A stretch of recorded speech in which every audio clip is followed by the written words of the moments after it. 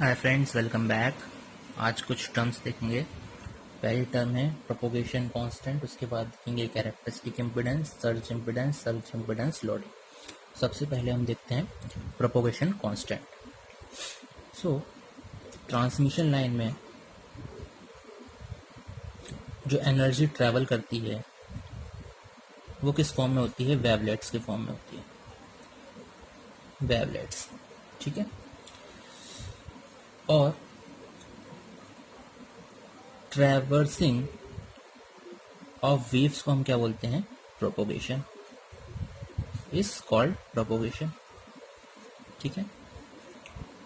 और हर एक वेव की कुछ फेस होती है और for stability consideration it should be attenuated, उसको हमें कम करना रहता है। ठीक है। सो प्रोपोगेशन कांस्टेंट को हमने किससे डिनोट किया था? गामा से। गामा क्या लिया था हमने? Y Z. पिछली वीडियो में हमने देखा था गामा इज वाई जेड। ठीक है। Y is admittance, that is called G plus J omega C, and this can be written as R plus J omega L. ठीक है।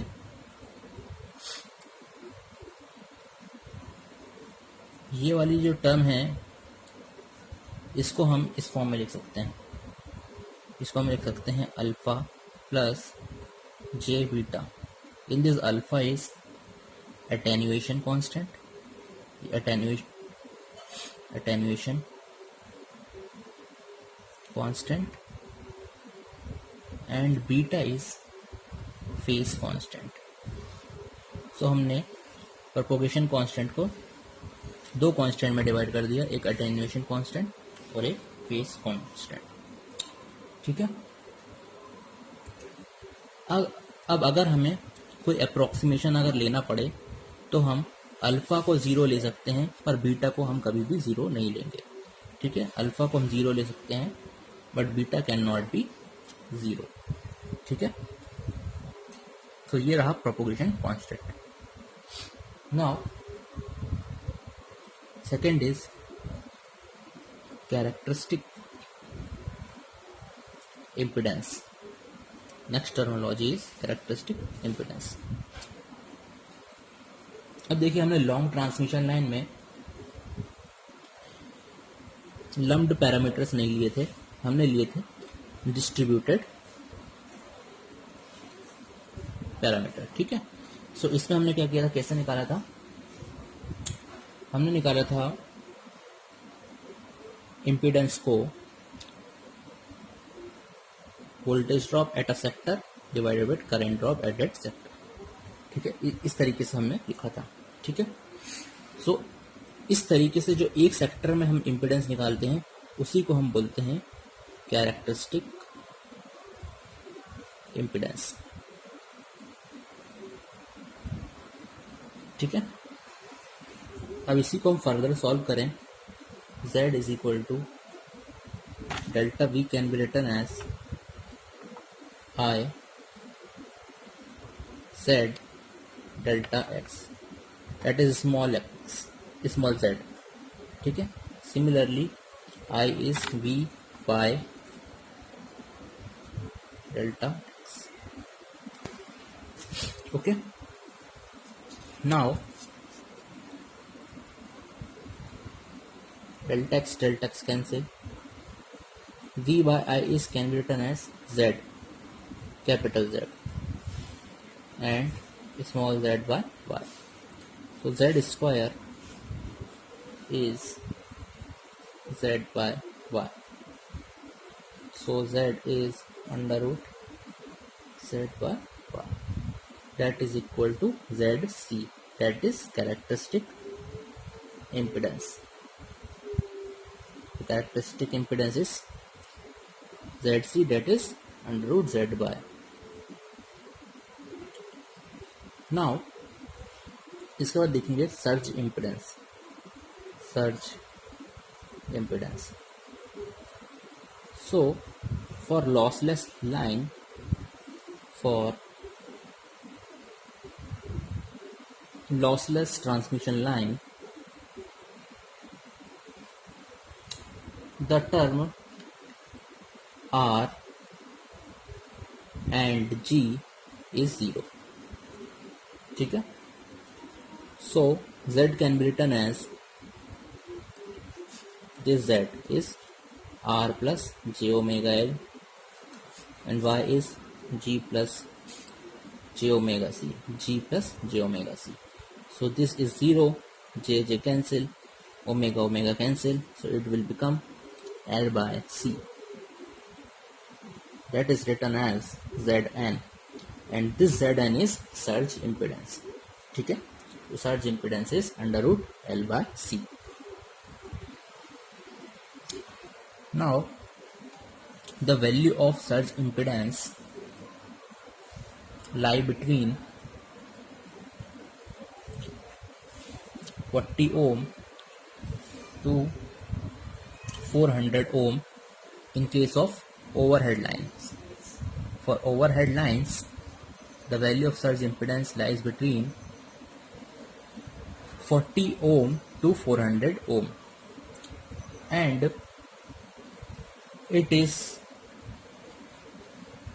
up to 40 ohm in case of underground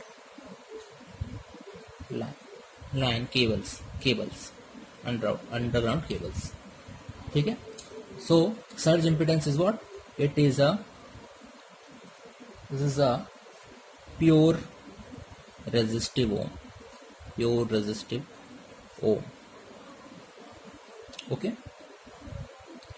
Now next is surge impedance loading. ठीक है. Surge impedance loading is the loading of the line when net reactive power, that is Q, is equal to 0. That means Q generated and Q absorbed, that is reactive power generated, is equal to reactive power absorbed. Then the loading of the line is called surge impedance loading. Let Qg is generated reactive power, that is equal to V square omega C. ठीक है. The value of V is constant, let, and Q absorbed is I square omega L. ठीक है. This value is constant because V is constant, and this value is changed when load is changed. So this value is variable and this value is constant. So at surge impedance loading, Qg is equal to Qa, that is Q generated, Q absorbed will become equal to Q generated. Then in this case,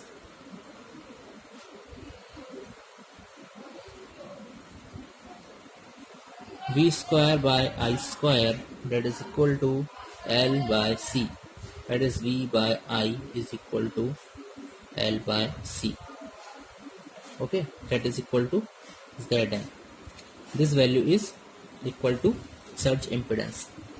So as surge impedance is pure reactive ohm, the power factor of the line under SIL is, power factor at SIL is unity. ठीक है. Because it is pure reactive, so power factor at SIL is unity. Power factor when loading of the line is less than SIL, when the loading of the line is less than SIL, surge impedance loading, then the power factor is leading.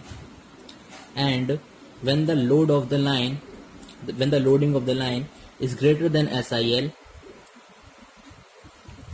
then power factor is lagging. So this case, when the loading of the line is greater than SIL, the power factor is lagging. This is the more general case. यही generally यही case होता है. ठीक है. इसलिए lagging होता है, इसलिए हम लाइन को इसलिए मॉडल करते हैं as a combination of resistive and inductance. इसलिए हम लाइन को इन दोनों कंपोनेंट का पैरामीटर से ही मॉडल करते हैं. ठीक है. अब देखते हैं SIL का फॉर्मूला क्या बनेगा. ठीक है. इसके लिए SIL is equal to V into I, that is V into V by Zn, that is equal to V square by Zn. So SIL is V square by Zn. ठीक है. But ये वाला जो केस है SIL का, ये बहुत impractical है, अचीव्ड नहीं होता आसानी से. इसलिए हम इसको बोलते हैं आइडियल लोडिंग और आइडियल कैपेसिटी. ठीक है. Now look at the question. हमें दिया है एक ट्रांसमिशन लाइन जिसकी वोल्टेज रेटिंग है 132 kV, और इसमें जो इंडक्टेंस है और कैपेसिटेंस है वो दिया हुआ है, that is 15.9 milli henry and capacitance is 1.11 microfarad. हमसे पूछा है कि आइडियल कैपेसिटी लाइन की क्या होगी. ठीक है, ये पूछा है. सो सबसे पहले हम Zn निकाल लेंगे. Surge impedance that is equal to L by C. So it is 15.9 into 10 to the power minus 3, 1.11 into 10 to the power minus 6, that is equal to 119.68 ohm. Okay. सो अब हम निकाल सकते हैं क्योंकि हमें वोल्टेज भी पता है, Zn भी पता है, तो आइडियल कैपेसिटी क्या होता है, that is equal to surge impedance loading, that is V square by Zn. So it is 132 into 132 root 3 into root 3, that is 3 upon Zn. Zn is 100. So it is 48.52 megawatt पर face. क्योंकि हमने पर phase voltage लिया तो पर face आ गया. So for 3 face क्या हो जाएगी, for 3 face into 3, this value into 3, so it is equal to 145.56 megawatt. Okay. Next question is, हमें दिया है सर्ज इम्पिडेंस लोडिंग 2500 मेगावाट, ये दिया हुआ है. अब इसमें बोल रहा है कि अगर हम इंडक्टेंस जो हमारी है उसको हम 20% कम कर दें, इंडक्टेंस को 20% कंपनसेट कर दें, तो SIL की न्यू वैल्यू क्या होगी, ये पूछा गया क्वेश्चन. सो SIL हमें पता है V square by Zn, so it is inversely proportional to Zn, and Zn is directly proportional to under root L. So SIL 1 by SIL2, that is new, is equal to Zn2 because it is inversely proportional. So this and Zn1 is L by C and Zn2 is 0.8 because 28% compensated, so 0.8 will be remaining. So it is under root 0.8 L by C, that is 0.8 Zn1. So SIL1 by SIL2 is under root 0.8 Zn1. So SIL2 is SIL1 by 0.8. ठीक है. So SIL1 कह दिया है हमारे पास 2500 megawatt upon 0.8. So it is approximately equal to point. ठीक है. So impedance को अगर हम कंपनसेट करेंगे 20% तो हमारी सेल्फ इम्पिडेंस लोडिंग बढ़ जाएगी. ठीक है. तो this is about some terminologies. Now in next lecture we will see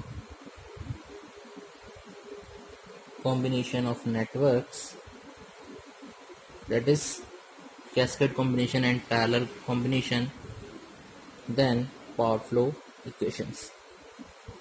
Okay, thank you.